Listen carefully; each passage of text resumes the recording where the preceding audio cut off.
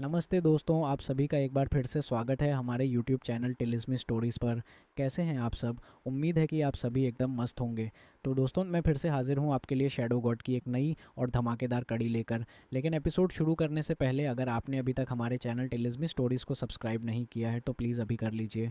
और हाँ दोस्तों, इस कहानी की हर नई कड़ी रोज़ रात को इसी समय आएगी, तो थोड़ा धैर्य रखिएगा। तो चलिए, अब बिना देरी किए शुरू करते हैं आज का एपिसोड।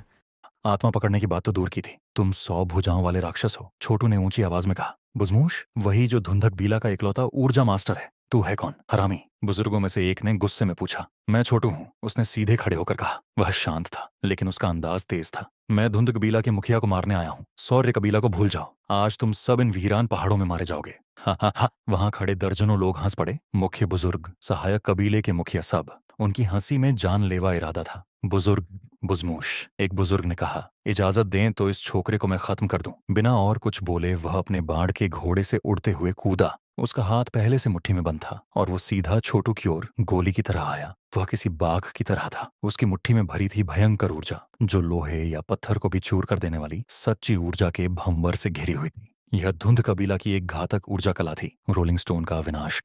और यह विशेष मुख्य बुजुर्ग दामून था, जो सुम्बाश का चाचा था। वह 8वें चरण के शिखर पर था, वह व्यक्ति जिसका वास्तव में कोई भी बचाव नहीं कर सकता था। अपने पूरे जीवन के दौरान उसने अपने नंगे हाथों से दर्जनों विरोधियों को टुकड़े टुकड़े कर दिया था। और जब उसने रोलिंग स्टोन के विनाश को शक्ति देने के लिए अपनी मानसिक शक्ति का उपयोग किया तो यह धातु को पिघला सकता था। वास्तव में ऐसी कहानियां हो भी हैं कि कैसे एक बार उन्होंने अपना हाथ लोहे पर तब तक दबाए रखा था जब तक कि वह तरल पदार्थ की तरह जमीन पर बहने नहीं लगा। हालांकि छोटू ने उस पर बिल्कुल भी ध्यान नहीं दिया। उसने बस अपने हाथ को लापरवाही से और कमजोर अंदाज में हिलाया। जब दामून ने यह देखा तो उसकी अभिव्यक्ति क्रूर गुस्से से विकृत हो गई। तुम्हें लगता है कि तुम्हारी असली ऊर्जा मुझे रोक सकती है, तुम बदमाश? मुझे लगता है कि युद्ध रथ को रोकने की कोशिश करने वाले टिड्डे की कहानी तुम्हारे लिए ही बनी थी। धमाका। वह कभी यह कैसे सोच सकता था कि उसके मुंह से शब्द निकलते ही छोटू की हथेली की हरकतें पूरी तरह बदल गईं। एक विशाल हाथी जैसी आवाज सुनाई दे रही थी, जो ऊर्जा से भरी हुई थी और हर दिशा में हजारों किलोमीटर तक हर चीज पर हावी हो सकती थी।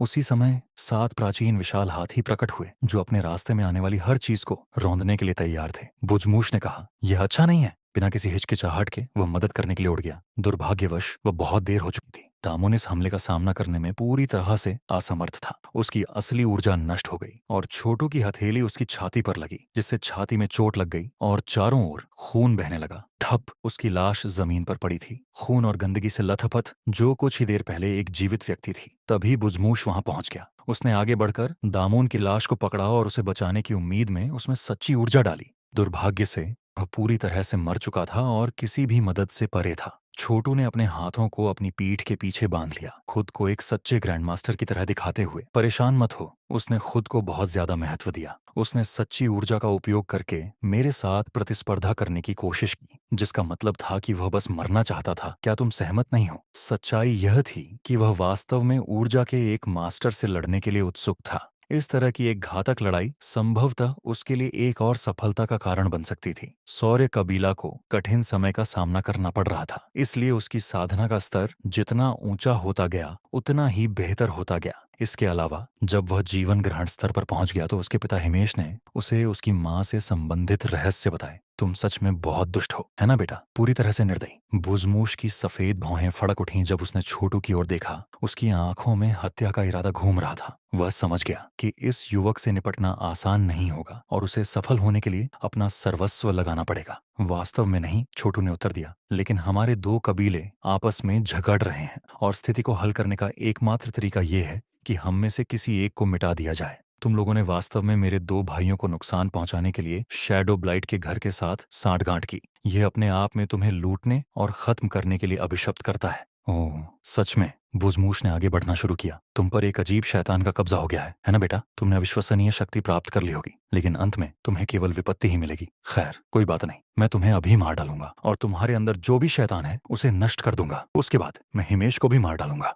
आओ, आगे बढ़ो। ऊर्जा के एक मास्टर के साथ लड़ाई ही वह चीज है जिसकी मुझे अपनी अगली सफलता प्राप्त करने के लिए जरूरत है। छोटू ने अपने हाथों को अपने सामने फैलाया, अपनी ऊर्जा कलाओं का गहराई से उपयोग किया। जैसे ही उसने ऐसा किया, उसका रक्त और सच्ची ऊर्जा एक साथ बहने लगी, जिससे नरक की आग की क्रूसिबल की बुदबुदाती आवाज एक बार फिर गूंज उठी। एक ऐसी आवाज जो सुनने वाले को तुरंत नरक की आग के बारे में सोचने पर मजबूर कर देगी। ये कौन सा कुंफू है? धुंध कबीला के सभी विशेषज्ञ यही सोच रहे थे। उनके चेहरों का रंग उड़ गया था। बुजमूश ने जोर से कहा, इस बच्चे की जान लेने के लिए खुद को तैयार करो, इसे घेर लो और मेरे आदेश पर हम सब पूरी ताकत से हमला करेंगे। इसे खून के तालाब में बदल दो। धुंध कबीला के सभी विशेषज्ञ घोड़े से उतर गए और छोटू को घेरने के लिए फैल गए। इस समय उनके पूरे कबीले का अस्तित्व दांव पर लगा हुआ था, इसलिए उनके लिए जियांगू के सामान्य रीति रिवाजों का पालन करना तथा एक एक करके उससे लड़ना संभव नहीं था। जब वे अपनी स्थिति में थे, बुजमूश ने हमला किया। अपनी उंगलियां फैलाते हुए उसने असली ऊर्जा की तरंगें छोड़ी जो पहाड़ों को कुचलने के लिए पर्याप्त शक्तिशाली लग रही थी। यह एक संपूर्ण ऊर्जा कला थी जिसे भूस्खलन विनाश के रूप में जाना जाता है। हालांकि छोटू ने आसानी से हमले को टाल दिया, फिर कई हथेलियों के वार किए, पूरी तरह से नरक कुचलने वाले गॉड मेमथ की ताकत का इस्तेमाल किया। 7 प्राचीन विशाल हाथियों की शक्ति ने उसकी असली ऊर्जा को इतनी ताकत से चलाया कि इलाके की जमीन खुरच गई और पत्थर टूटकर बिखर गए। पलक झपकते ही उन दोनों ने एक दूसरे पर 7 वार कर दिए। हर एक भूकंप इतना शक्तिशाली था कि वह धरती और आसमान को हिला सकता था और आसपास के इलाके को नष्ट कर सकता था। कुछ ही क्षणों बाद पुजमूश का चेहरा लाल हो गया और वह मलबे के ढेर पर खड़ा था। छोटू जमीन पर गिर पड़ा। उसकी असली ऊर्जा उसके प्रतिद्वंद्वी की तुलना में और भी अधिक उग्रता के साथ बढ़ रही थी। अप्रत्याशित रूप से ये 7 आदान प्रदान उन दोनों के बीच जीत या हार का निर्धारण करने के लिए पर्याप्त नहीं थे। बुजमूश, तुम में वाकई बहुत प्रभावशाली ऊर्जा है, छोटू ने कहा। 100 साल की कड़ी मेहनत ने तुम्हें वो दिया है जो मेरे बराबर खड़ा होने के लिए जरूरी है। दुख की बात है कि तुम बूढ़े हो रहे हो और तुम्हारा शरीर पहले से ही सड़ने लगा है। क्या तुम्हारी नसें वाकई यह सब झेल सकती हैं? जाहिर है उसे इस बात का बिल्कुल भी डर नहीं था कि उसके प्रतिद्वंद्वी के पास 100 साल का अनुभव था। उसे अभी भी भरोसा था कि वे उसे हरा सकता है। मैं बूढ़ा हो रहा हूँ, लेकिन मैं तुम्हें आसानी से मार सकता हूँ। बुजमूश के सफेद बाल ऊपर की ओर तैरने लगे और गर्मी की लहरें उससे दूर होने लगीं। वह अब 9वें चरण के ऊर्जा गुरु की असली ताकत का उपयोग करने की तैयारी कर रहा था। अचानक हवा का एक झोंका आया और उसकी असली ऊर्जा ने एक व्यक्ति के रूप में उसके सामने भौतिक आकार ले लिया। वह व्यक्ति पारदर्शी था। उसके चेहरे की विशेषताएं बिल्कुल बुजमूश जैसी थीं। यह ह्यूमनॉइड ट्रू एनर्जी क्षमता द्वारा बनाया गया एक क्लोन था। इस अभिव्यक्ति के अंदर वास्तव में नसें थीं और ऊर्जा का एक समुद्र था जो अपनी पारदर्शी अवस्था के कारण स्पष्ट रूप से दिखाई दे रहा था। यह लगभग जीवित और बुद्धिमान भी लग रहा था। यह हिमेश द्वारा उपयोग की गई मानव जैसी सच्ची ऊर्जा का कहीं अधिक गहरा संस्करण था। जैसे ही इसने आकार लिया, ऐसा लगा जैसे स्वर्ग और पृथ्वी की महत्वपूर्ण ऊर्जा से इसका संबंध बन गया हो। आसमान में काले बादल छा गए, साथ ही अन्य मौसम संबंधी और खगोलीय घटनाएं भी हुईं। शारीरिक परिवर्तन। ऊर्जा को देवताओं और आत्माओं में बदलो, स्वर्ग से जीवन को जब्त करो। मैं 60 साल पहले ऊर्जा का मास्टर बन गया था, तुम छोटे बदमाश। मुझे जीवन ग्रहण स्तर की पूरी समझ है और ऊर्जा कला इतनी गहरी है कि तुम्हारे जैसा कोई भी उथाला बच्चा मुझसे तुलना नहीं कर सकता। ध्यान दो, मैं तुम्हें दिखाने जा रहा हूँ कि लोग ऊर्जा देवताओं और ऊर्जा आत्माओं को क्या कहते हैं। बुजमूश के आत्मविश्वास भरे शब्दों के जवाब में उनकी मानव जैसी सच्ची ऊर्जा हरकत में आ गई। उसी समय एक तूफानी हवा चली जो धुंध और बादलों से भरी हुई थी। चौंकाने वाली बात यह थी कि उन हवाओं और बादलों के बीच ड्रैगन और बाघों की छवियां दिखाई दी। चूंकि मानव सदृश सच्ची ऊर्जा किसी भौतिक शरीर की बेड़ियों से बंधी नहीं थी, इसलिए उसकी हर हरकत तुलना से परे भयंकर थी। वास्तव में यह बुजमूश से 3 से 4 गुना ज्यादा शक्तिशाली थी। इसने हथेली से वार किया जिससे इतनी तेज आग निकली कि आसमान जल उठा। सूक्ष्म ज्वाला। आग ने तुरंत ही असंख्य ब्लेडों का रूप ले लिया जो एक जाल की तरह एक दूसरे से जुड़े हुए थे और फिर छोटू की ओर उतरे। छोटू ने जोर से चिल्लाया जिससे उसमें से काली ऊर्जा फूट पड़ी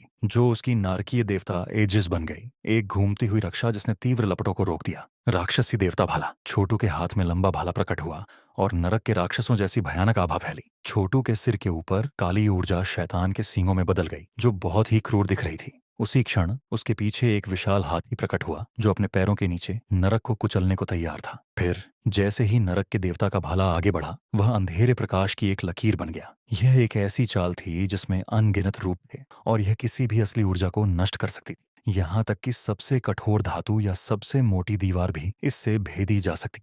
गॉड स्नेक ये सिल्क हैंड्स, बुजमूश ने अपनी मानव जैसी सच्ची ऊर्जा के पीछे से चिल्लाते हुए कहा। जवाब में उस आकृति ने अपने हाथ को एक नए आकार में मोड़ा जिससे सच्ची ऊर्जा निकली। जैसे ही वह हवा में उछली, वह रेशम के धागे बन गए जो नरक के देवता भाले के चारों ओर लिपट गए। गॉड स्नैक सिल्क हैंड्स धुंध कबीला की एक उच्च स्तरीय ऊर्जा कला थी। इसमें सच्ची ऊर्जा को लेकर रेशम के धागों में बदला जाता था, जिससे फिर शक्तिशाली सांप बनते थे जिनका इस्तेमाल किसी भी विरोधी को बांधने के लिए किया जा सकता था। ये एक ऐसी तकनीक थी जिसका इस्तेमाल सैद्धांतिक रूप से सभी प्रकार की सच्ची ऊर्जा को नियंत्रित करने के लिए किया जा सकता था। हर दर्शक देख सकता था कि सफेद रेशम के अनगिनत धागे हवा में नाचते हुए सांपों की तरह छोटू के चारों ओर लिपट रहे थे। ये बुजमूश की असली शक्ति थी, जो ऊर्जा के 9वें चरण का स्वामी था। उसकी मानव जैसी सच्ची ऊर्जा उसके सामने एक दानव या राक्षस की तरह अपने अनगिनत रूपों का उपयोग करते हुए उसकी रक्षा कर रही थी। यह 100 भुजाओं वाले राक्षस की शक्ति थी। वह जिस तरह से सच्ची ऊर्जा का उपयोग कर रहा था, वह वास्तव में राक्षसों, भूतों या पिशाचों जैसा था, और किसी के लिए भी उसे लड़ाई में हराना लगभग असंभव था। छोटू को अचानक ऐसा लगा जैसे उसके नरक के देवता भाले का आखिरकार मुकाबला हो गया है। जैसे ही असली ऊर्जा भाले के चारों ओर लिपटी, उसे अचानक ऐसा लगा जैसे उसका वजन हजारों किलो हो गया हो, जिससे उसे पकड़ने से ही उसके हाथ दर्द से तड़पने लगे। वास्तव में ऐसा लग रहा था कि यह किसी भी क्षण उसकी मुट्ठी से छूट सकता है। छोटू मुश्किल में पड़ गया था, लेकिन वह अभी भी डरा नहीं था। बिना किसी हिचकिचाहट के उसने 7 प्राचीन विशाल हाथियों की शक्ति का इस्तेमाल किया और उसे भाले में डाल दिया। अचानक उसके भीतर से शैतानी मंत्रों की आवाज गूंजने लगी। ऐसी आवाजें मानो नरक से आ रही हों, चीखें चुभने वाली, भ्रमित करने वाली और शैतानी थीं, और ऐसा लग रहा था कि उनमें जानलेवा इरादे हैं। वे लड़ने की एक अटूट इच्छा से भरी हुई थी, मानो वे हजारों सैनिकों की सेना द्वारा कही जा रही हों। झपट्टा! रेशमी सांप अचानक गायब हो गए, क्योंकि भाला भयंकर काली लपटों में बदल गया। नरक के देवता का भाला एक नए शिखर पर पहुंच गया था, एक ऐसा बिंदु जहां से आग निकलने लगी थी। जज्झाप!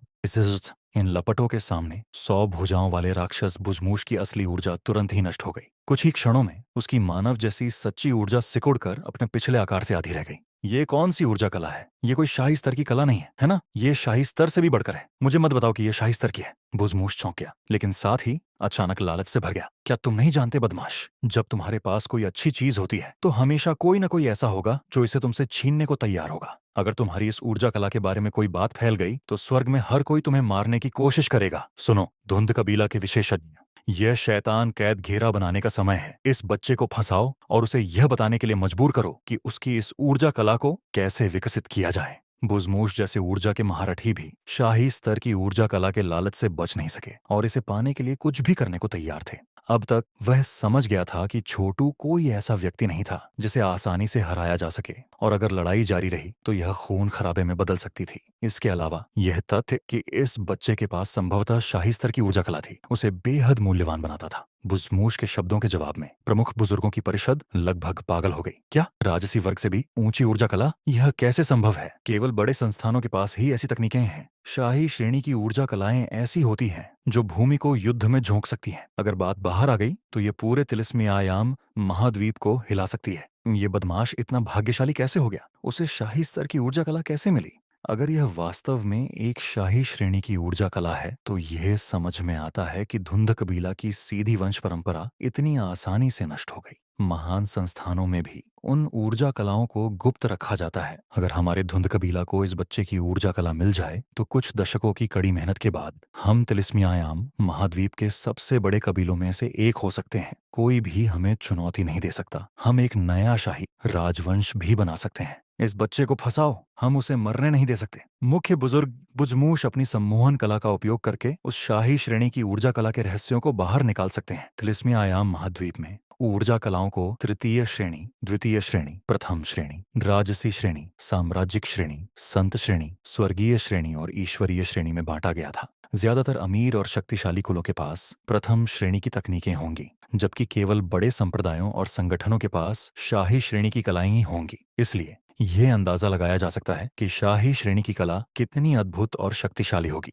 जो कोई भी ऐसी तकनीक हासिल करता है उसे किसी भी प्रयास में तुरंत सफलता मिलती है और उसे जीवन ग्रहण स्तर तक पहुंचने में लगभग कोई परेशानी नहीं होती। 100 भुजाओं वाला दानव बुजमूश ऊर्जा का स्वामी था और उसे जीवन का बहुत अनुभव था। 60 साल पहले वह जियांगू में पहले से ही एक प्रसिद्ध किंवदंती था। इसलिए अगर उसने छोटू की ऊर्जा कलाओं को शाही वर्ग का माना तो वह कैसे गलत हो सकता था। चिल्लाते हुए 20 से अधिक प्रमुख बुजुर्गों ने अपनी ऊर्जा कलाओं की पूरी शक्ति का प्रदर्शन किया। धुंध कबीला के प्रमुख बुजुर्गों की परिषद एक शक्तिशाली समूह था। इसमें शामिल होने के लिए 8वें चरण में विशेषज्ञ होना जरूरी था और उनमें से सबसे कमजोर भी कम से कम 60 वर्षों से उसी स्तर पर थे। वे सभी अपनी मानसिक शक्ति का उपयोग कर सकते थे और उन्होंने 8 त्रिग्रामों का एक विशाल प्रक्षेपण बनाने के लिए इसे पूरी ताकत से इस्तेमाल किया। जैसे ही वह आकृति हवा में ऊंची घूमती थी, सच्ची ऊर्जा निकलती थी और क्षेत्र के सभी पहाड़ों को कांपने लगती थी। पेड़ों के 2 टुकड़ों में टूटकर गिरने से चटकने की आवाजें आने लगीं और कई चट्टानें धूल में बदल गईं। इस शैतान कैद संरचना के लिए कबीले के सभी शीर्ष विशेषज्ञों को अपनी सच्ची ऊर्जा को इकट्ठा करने की आवश्यकता होती थी और इसका उपयोग आमतौर पर दुनिया में मौजूद कुछ सबसे शक्तिशाली राक्षसों और शैतानों को नियंत्रित करने के लिए किया जाता था। 20 शीर्ष विशेषज्ञ, जिनमें से एक ऊर्जा का स्वामी था। यह एक ऐसी ताकत थी जिसका सामना करना मुश्किल था। आमतौर पर 7वें चरण का भी कोई व्यक्ति अगर इस संरचना में फंस जाता तो निश्चित रूप से उसकी मौत हो जाती। यह इतनी शक्तिशाली थी कि उससे लड़ना असंभव था। दुर्भाग्य से छोटू एक असाधारण व्यक्ति था और नरक को कुचलने वाले गॉड मेहमत की शक्ति कोई मामूली शाही श्रेणी की ऊर्जा कला नहीं थी। यह एक ईश्वरीय श्रेणी की ऊर्जा कला थी जो शाही श्रेणी से इतनी परे थी कि दोनों की तुलना भी नहीं की जा सकती थी। यह उस प्रकार की ऊर्जा कला थी जिसे आमतौर पर देवताओं द्वारा विकसित किया जाता था, मनुष्यों द्वारा नहीं। इससे भी ज्यादा महत्वपूर्ण बात यह थी कि उनमें पिछली पीढ़ी के किसी रहस्यमय सदस्य की जीवन शक्ति का सार मौजूद था। इस तरह अगर जरूरत पड़ी तो वह पहले से मौजूद ताकत से भी ज्यादा ताकत का इस्तेमाल कर सकता था। वह ऐसा व्यक्ति नहीं था जिसे सामान्य ज्ञान के आधार पर समझा जा सके। जैसे ही शैतान कैद करने वाली सेना का भारी दबाव उस पर पड़ने लगा, उसके चेहरे पर डर नहीं बल्कि उत्साह का भाव दिखाई दिया। लाखों विशालकाय प्राणियों की तुरही जैसी आवाज सुनाई दे रही थी क्योंकि उसके अंदर का बिजली का विशालकाय प्राणी दहाड़ते हुए हरकत में आ गया था।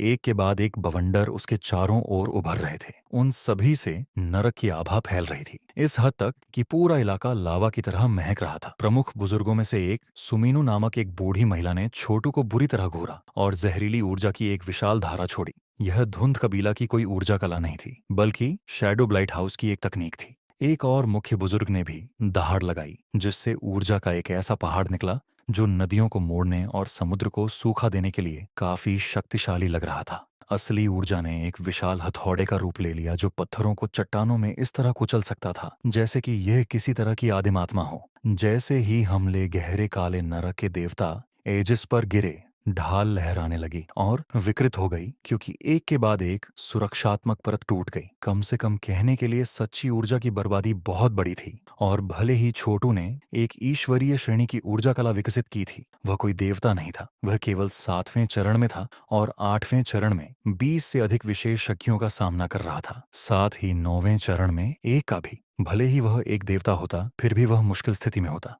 वास्तव में इस समय तक तो वह पहले से ही सांस लेने के लिए हाँफ रहा था। उसे फिर से कुचल दो, मुख्य बुजुर्गों में से एक ने क्रूर मुस्कान के साथ चिल्लाते हुए कहा। उनके हाथों में लगभग एक शाही श्रेणी की ऊर्जा कला थी, जैसे स्वर्ग से एक उपहार, और इसलिए यह स्वाभाविक था कि उनके उत्साह में वे क्रूर जानवरों की तरह व्यवहार करेंगे।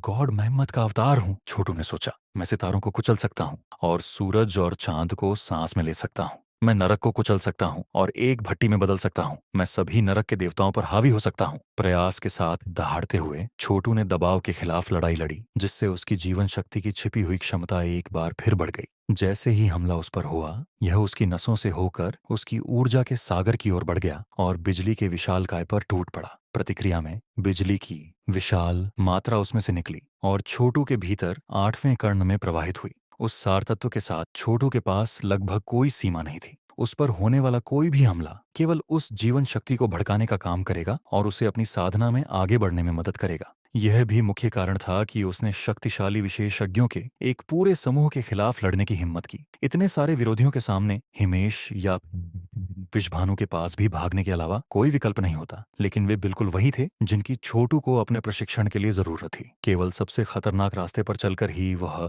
सफलता प्राप्त कर सकता था जिसकी उसे जरूरत थी। अचानक जब कर्ण में अधिक जीवन शक्ति डाली गई तो वह जाग उठा और इससे एक श्रृंखलाबद्ध प्रतिक्रिया उत्पन्न हुई जिससे 9वां कर्ण भी खुल गया। हैरानी की बात यह है कि यह प्रक्रिया अभी भी जारी थी। एक पंक्ति में तीसरा कर्ण जाग गया। 3 अतिरिक्त विशाल हाथियों की शक्ति उसकी नसों से होकर गुजरने लगी। जब पिछले 7 को जोड़ा गया तो कुल 10 विशाल हाथी थे। फिर से छोटू का शरीर फिर से आकार ले चुका था। जैसे ही ऊर्जा उसके खून में प्रवाहित हुई, उसने अपनी आंखें बंद कर लीं और खुद का निरीक्षण किया। चूंकि उसका खून नरक को चलने वाले गॉड मैमथ की शक्ति के साथ एक हो रहा था, इसलिए यह अब शुद्ध लाल नहीं था। पहले से ही इसमें सोने की झलकें देखी जा सकती थीं। सोना कुलीनता, अनुग्रह, गरिमा, शक्ति, राजसीपन और यहाँ तक कि अमरता का प्रतीक था। जब लोग सामान्य रूप से साधना करते थे तो वे अपने शरीर को कुछ हद तक बदल सकते थे, लेकिन इतना नाटकीय रूप से नहीं। केवल स्वर्ग और पृथ्वी के सौभाग्य का ज्ञान प्राप्त करके ही वे स्वर्ग से जीवन को छीन सकते थे और इस प्रकार लाइफसीजर विशेषज्ञ बन सकते थे।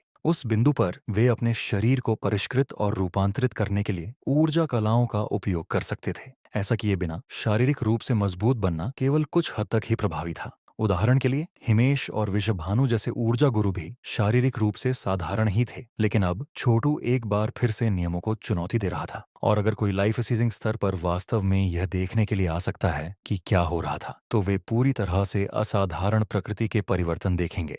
आखिरकार केवल एक अविश्वसनीय रूप से शक्तिशाली शारीरिक शरीर के द्वारा ही किसी व्यक्ति में इतनी असामान्य मात्रा में सच्ची ऊर्जा हो सकती है। 10 विशाल हाथियों की शक्ति के साथ छोटू ने ऊर्जा के मास्टर स्तर को पार कर लिया था और अब वह विषभानु की तुलना में भी आगे निकल गया था। जैसे ही ऊर्जा उसके माध्यम से प्रवाहित हुई, बहते पानी, ढहती धरती, भड़की हुई आग और गड़गड़ाहट जैसी आवाजें फूट पड़ी। उसका खून प्रज्वलित हो गया और उसकी असली ऊर्जा बढ़ गई। जैसे ही वह रूपांतरित हुआ, उसने स्वर्ग और पृथ्वी से सौभाग्य प्राप्त किया और सूर्य और चंद्रमा के रहस्यमय संचालन को समझना शुरू कर दिया। उसकी ऊर्जा कलाओं का स्तर बढ़ गया। उसकी सच्ची ऊर्जा अधिक क्रिस्टलीय हो गई और एक श्रृंखला प्रतिक्रिया उसके पूरे शरीर में फैल गई, जिससे उसकी सच्ची ऊर्जा उसकी आत्मा और मन के साथ एक हो गई। ऊर्जा कला के 8वें चरण की मन अवतार क्षमता कम से कम इतना तो कहना ही होगा कि बहुत गहरी थी। सीधे शब्दों में कहें तो कोई व्यक्ति अपने विचारों को अपनी सच्ची ऊर्जा में भेज सकता है और इसके विपरीत भी कर सकता है। इससे सभी प्रकार की क्षमताएं विकसित हो सकती हैं, जैसे कि सच्ची ऊर्जा का विशाल हाथ जो प्रहार, वार, पंजे और अन्य हरकतें कर सकता है। 8वां चरण कच्ची शक्ति में पूरी वृद्धि का था। उस समय सच्ची ऊर्जा का विशाल हाथ लगभग अपने हाथ जैसा था, इतना कि इसका उपयोग दुश्मन के तापमान, दिल की धड़कन, सहन शक्ति और यहाँ तक कि वे अपनी असली ऊर्जा को कैसे प्रसारित करते हैं, इसका पता लगाने के लिए किया जा सकता था।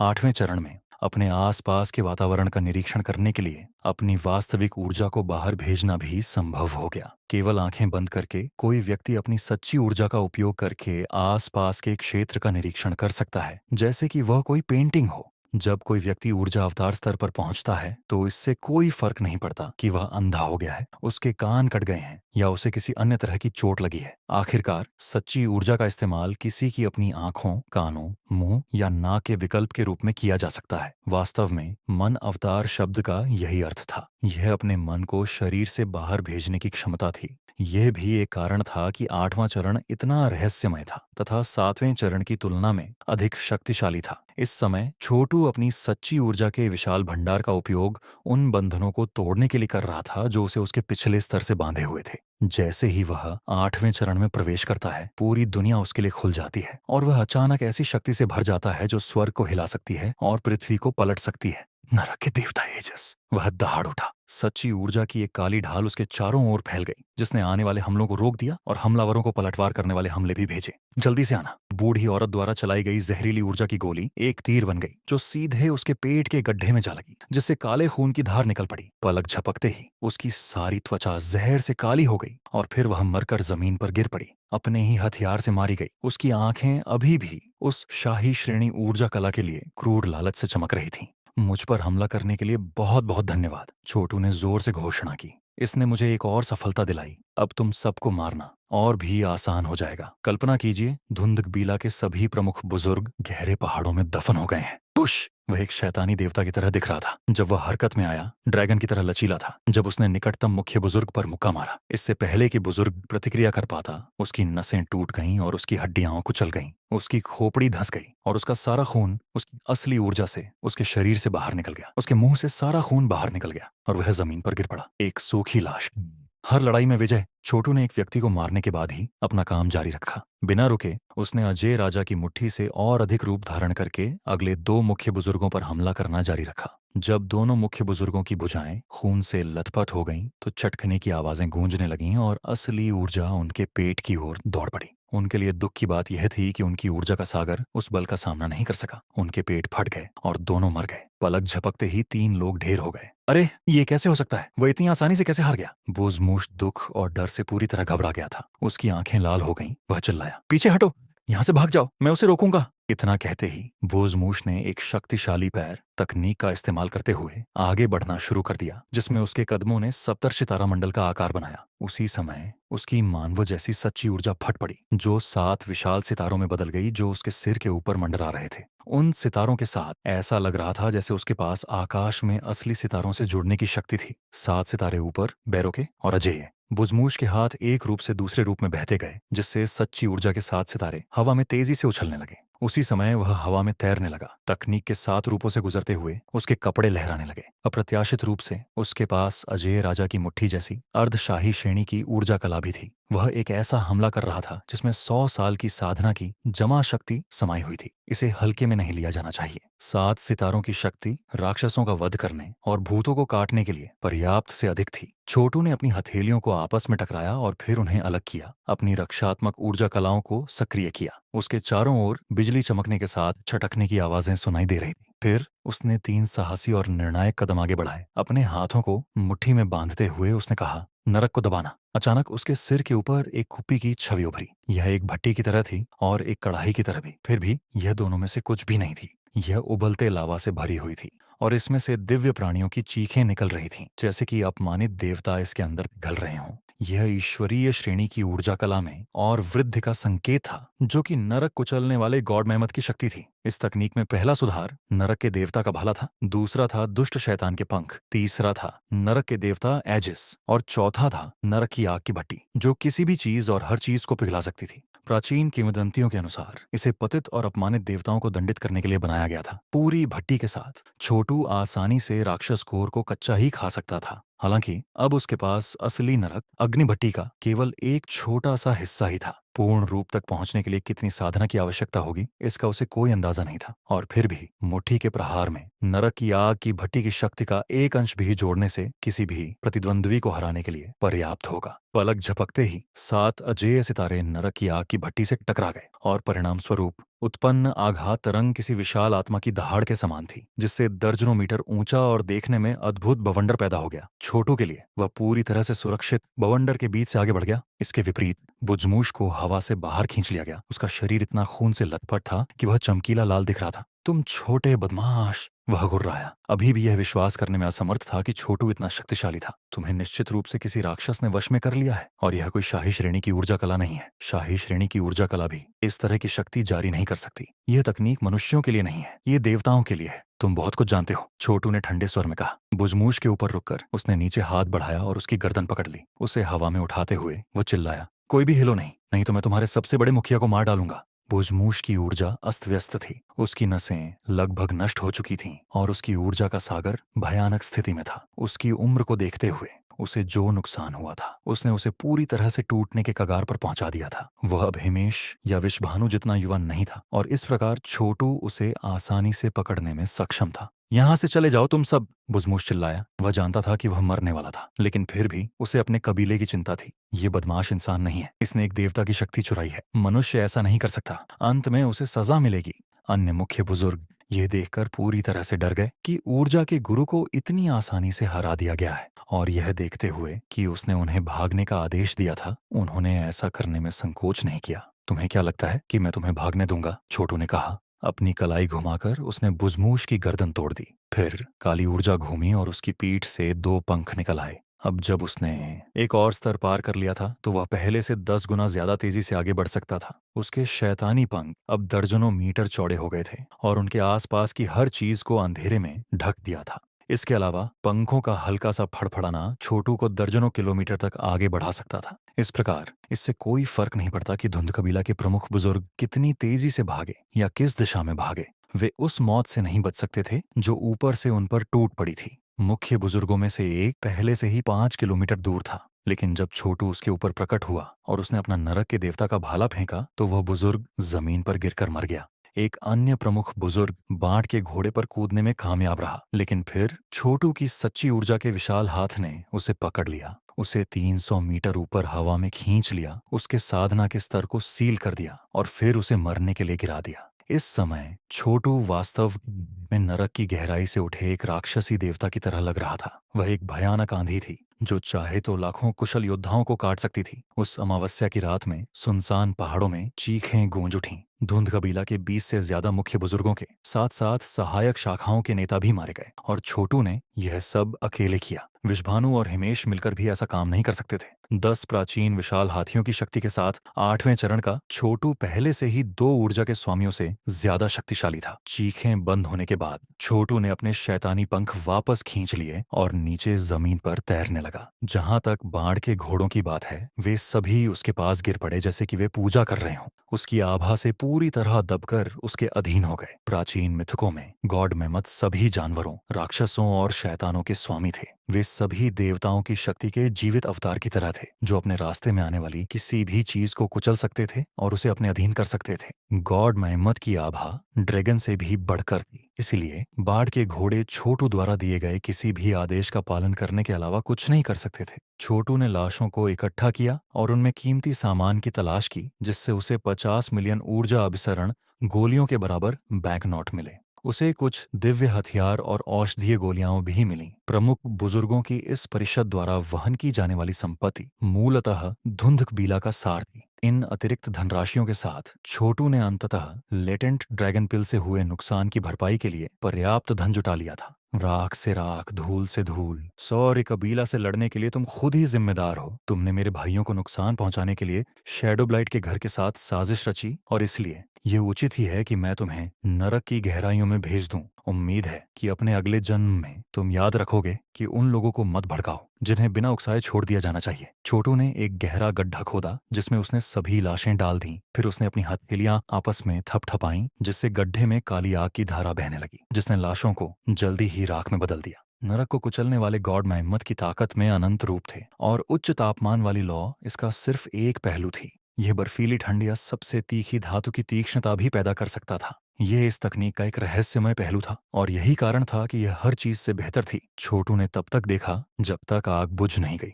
अब तक कोई भी धुंध कबीला के मुख्य बुजुर्गों के ठिकाने के बारे में निश्चित नहीं होगा। वह कबीला अब यान हेवन में कोई मायने नहीं रखता था और यहाँ तक कि उनकी सहायक शाखाएं भी पूरी तरह से बर्बाद हो गई थीं।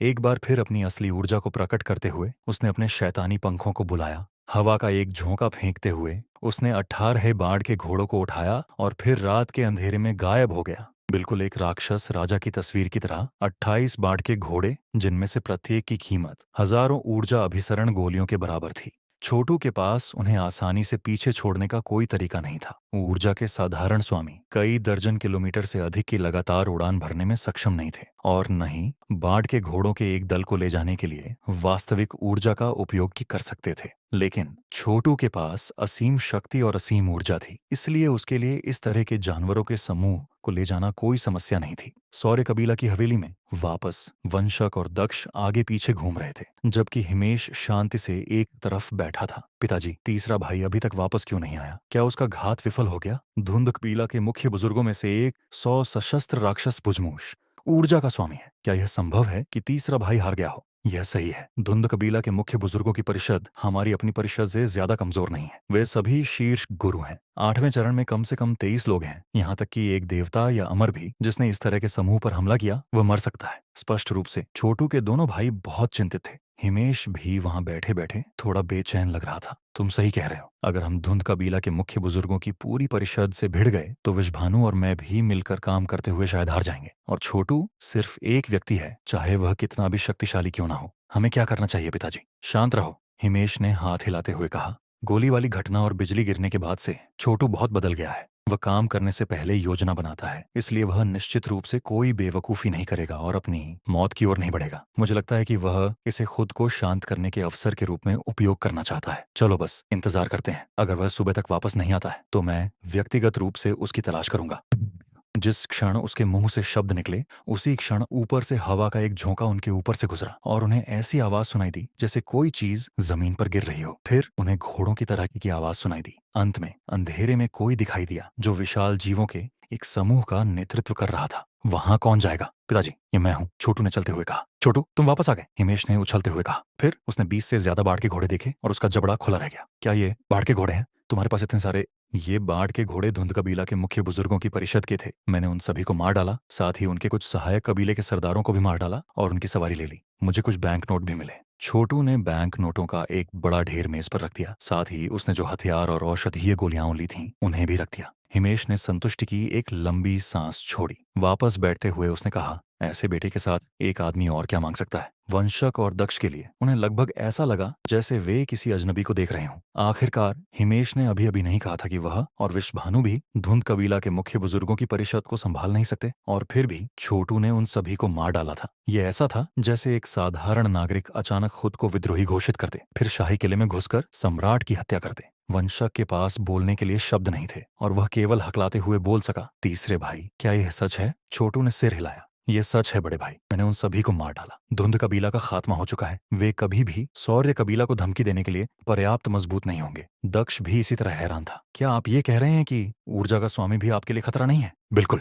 अब मैं ऊर्जा के स्वामियों को हरा सकता हूँ और लड़ाई की बदौलत मैंने अपनी क्षमता को और ज्यादा उजागर किया है और 8वें चरण तक पहुंच गया हूँ। छोटू ने जिस शांत तरीके से सवाल का जवाब दिया, उसने तुरंत उसके भाइयों और पिता के दिलों को शांत कर दिया। केवल तभी उसके भाई आखिरकार यह स्वीकार करने में सक्षम थे कि क्या हो रहा था, और फिर भी वे अभी भी निश्चित नहीं थे कि कैसे प्रतिक्रिया दें। असल में उन्होंने मान लिया था कि छोटू धुंध कबीला के 1 या 2 मुख्य बुजुर्गों को मारने की कोशिश करेगा ताकि उन्हें अराजकता में डाल दिया जाए और यान हेवन में उनके आने में देरी हो। उन्होंने कभी यह अनुमान नहीं लगाया था कि छोटू वास्तव में उन सभी को खत्म कर देगा। ठीक है, यह मामला यहीं खत्म हो गया, हिमेश ने कहा। उसकी आंखें एक बार फिर एक खूंखार बाघ की तरह चमक उठीं। हम में से किसी को भी इस तथ्य के बारे में एक शब्द भी नहीं बोलना चाहिए कि छोटू ने धुंध कबीला के मुख्य बुजुर्गों की पूरी परिषद को खत्म कर दिया। छोटू, मैं ये घोषणा करने जा रहा हूँ कि तुम बीमार हो गई हो और बिस्तर पर पड़ी हो। जैसा कि कहावत है, सबसे ऊंचा पेड़ सबसे ज्यादा हवा को आकर्षित करता है। अगर तुमने जो किया है उसके बारे में बात बाहर आ गई तो बड़े संप्रदाय और संगठन जांच शुरू कर देंगे और इससे हमारे लिए बड़ी आपदा हो सकती है। वंशक और दक्ष दोनों कांप उठे। मैं सहमत हूँ पिताजी, छोटू ने कहा, लेकिन सुम्बास से लड़ने के बारे में क्या? ये बात फैलनी तय है और इसके परिणाम भी हो सकते हैं। वह केवल 8वें चरण में था, 9वें में नहीं, हिमेश ने शांति से उत्तर दिया। दोनों के बीच का अंतर स्वर्ग और पृथ्वी के बीच के अंतर जैसा है, इसलिए ये बहुत बड़ी बात नहीं है। इसके अलावा मैं ये बात फैला रहा हूँ कि तुम पर एक राक्षस का साया था, लेकिन सुम्बाश के साथ तुम्हारी लड़ाई के दौरान वह मारा गया। मैं यह भी सुनिश्चित करूंगा कि लोगों को पता चले कि तुम बिस्तर पर पड़े हो। इसका कारण वही राक्षस है और लड़ाई में तुम्हें लगी चोटें हैं। यदि तुम कुछ समय के लिए कबीले की हवेली में नजरों से ओझल रहे तो अंततः यह सब खत्म हो जाएगा। आप सही कह रहे हैं पिताजी। छोटू के लिए आराम करने और अपनी साधना के स्तर को स्थिर करने का यह अच्छा समय था। आखिरकार हाल ही में उसकी सारी प्रगति बिजली के विशालकाय जीव की जीवन शक्ति की बदौलत ही हुई थी।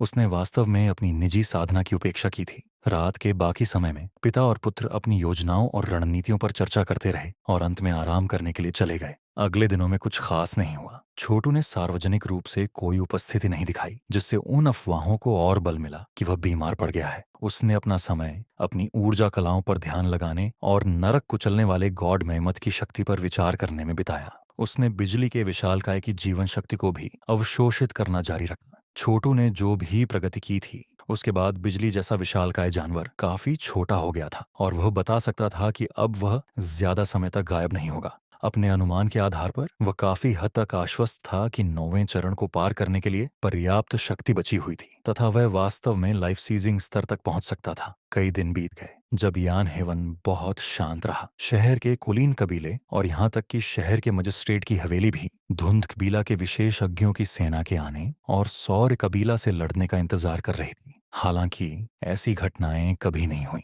ऐसा लग रहा था जैसे धुंध कबीला बस गायब हो गया हो। सभी को ये बहुत अजीब लगा। आखिरकार ये खबर फैल गई कि छोटू पर एक बूढ़े राक्षस का साया पड़ गया है। माना जाता है कि राक्षस का खात्मा कर दिया गया था, लेकिन इसका नतीजा ये हुआ कि छोटू गंभीर रूप से बीमार पड़ गया और उसकी ऊर्जा कला में गिरावट आ गई। कुछ समय पहले तक सभी को चिंता थी कि सौर्य कबीला में एक असाधारण प्रतिभा का उदय हुआ है, लेकिन अब सभी को विश्वास हो गया था कि यह सब एक राक्षस के कारण हुआ था और इस तरह उन्होंने राहत की सांस ली। भूत प्रेत से ग्रसित लोगों में अक्सर राक्षसी व्यक्तित्व के लक्षण विकसित हो जाते हैं और अंततः वे वास्तविक राक्षसों में बदल जाते हैं जिनसे बहुत कम लोग लड़ सकते हैं। हालांकि यदि संबंधित राक्षस को निकाल दिया जाए तो पहले से भूत प्रेत से ग्रसित व्यक्ति बहुत कमजोर हो जाएगा।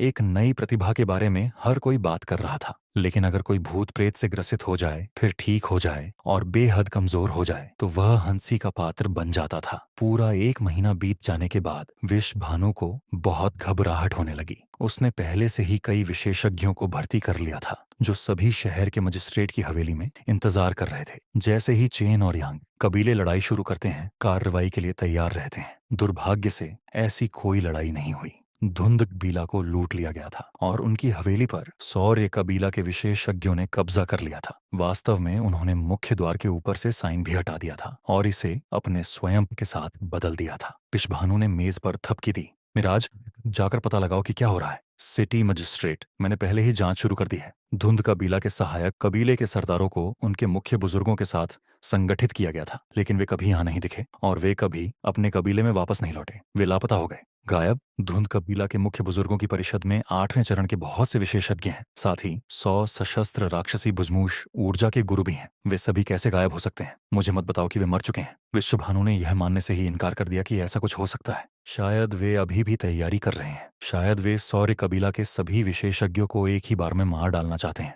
मिराज ने सिर हिलाया। सिटी मजिस्ट्रेट, यह निश्चित रूप से असंभव है कि वे सभी मारे गए। एकमात्र यथार्थवादी व्याख्या यह है कि उन्हें सौर्य कबीला से लड़ने में सक्षम होने का भरोसा नहीं था, इसलिए वे सहयोगियों की तलाश में निकल पड़े। ठीक है, उस बदमाश छोटू का क्या हुआ? क्या वह सचमुच भूत प्रेत से ग्रसित था? अगर राक्षस को बाहर निकाल दिया जाए तो क्या वह बहुत कमजोर नहीं हो जाएगा? मैं कहूंगा कि अफवाहों के सच होने की 80 से 90% संभावना है, मिराज ने जवाब दिया। मैंने सौर्य कबीला की हवेली पर दिन रात लोगों की नजर रखी है और छोटू ने पिछले महीने से बाहर कदम नहीं रखा है। ऐसा लगता है कि वह बहुत कमजोर है। जैसा कि मैंने शुरू से ही कहा, उसके असामान्य व्यवहार का एकमात्र कारण एक राक्षस है। अगर वह प्रेतग्रस्त नहीं था तो वह इतना शक्तिशाली कैसे हो सकता है कि वह मुझे हरा सके?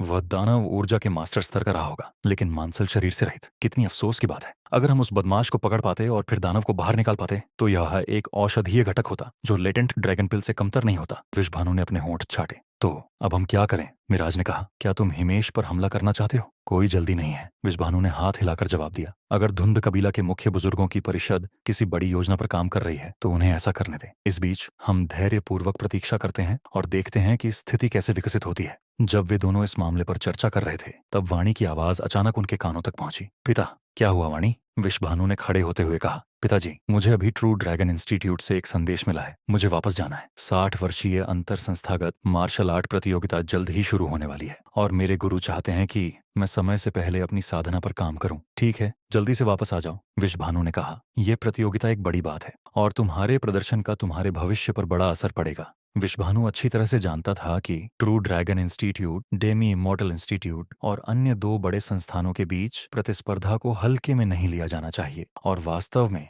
यह यान हेवन में होने वाली किसी भी चीज से कहीं ज्यादा महत्वपूर्ण थी। बड़े संस्थानों के लिए यान हेवन एक चींटी जैसा था। अपना ख्याल रखना पिताजी, वाणी ने कहा। जैसे ही वह मुड़ी, उसकी पीठ से एक जोड़ी सफेद सारस के पंख निकल आए और वह गायब हो गई। दोस्तों, आज का एपिसोड यहीं तक। उम्मीद है आपको मज़ा आया होगा। अगर हाँ तो वीडियो को लाइक करें, कमेंट में बताएं आपको सबसे ज़्यादा कौन सा मोड पसंद आया और चैनल टिलिस्मी स्टोरीज़ को सब्सक्राइब करना मत भूलिए। हर रात इसी समय मिलता रहूँगा एक नई रहस्यमयी थ्रिल से भरी कहानी के साथ। तब तक के लिए अपना ख्याल रखिए और याद रखिए, कहानी वही होती है जो आपको अंदर तक छू जाए। मैं मिलूँगा आपको अगली कड़ी में। तब तक के लिए अलविदा और बने रहिए टिलिस्मी स्टोरीज़ के साथ।